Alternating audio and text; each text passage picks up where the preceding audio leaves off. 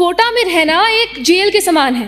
यहाँ हमेशा दबाव बना रहता है और उम्मीदें बहुत ऊंची हैं। ये मेरे शब्द नहीं, ये कोटा के एक छात्र के शब्द हैं। स्थिति तो ऐसी है कि नकली स्कूल से उभर आए हैं।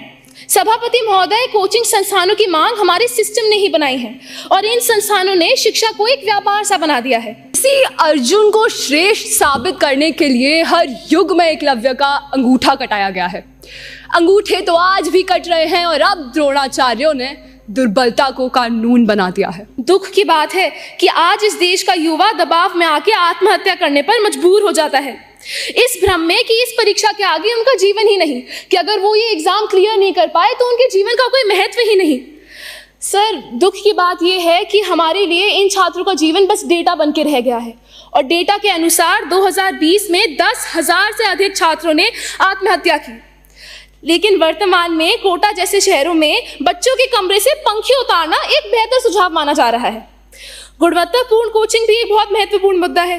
कोचिंग संस्थानों में बड़ी आम बात है कि आपके मार्क्स के अनुसार आपकी क्लासेस बढ़ जाएंगी और आपके अध्यापक भी बदल जाएंगे, जबकि सब छात्रों ने फीस तो एक ही समान दी है।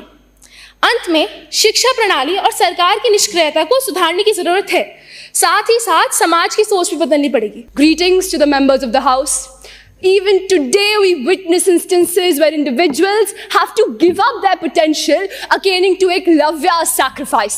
But this time it's due to organizational corruption, biased schemes, paper leaks and the mishandling of laws by modern day Dronacharyas.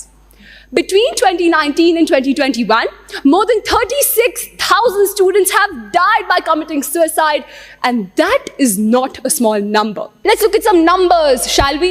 For an exam like NEET, there are 25 lakh students competing for just 50,000 seats.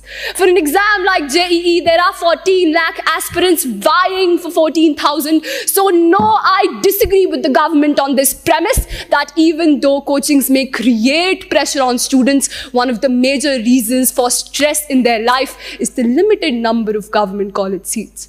A simple solution involves increasing the number of seats available, but our government has not paid heed to that either. India's education system is severely underfunded, with most states just allotting 2.5 to 3.2% of their GDP to education, which is far below the Kothari Commission's recommended 6%.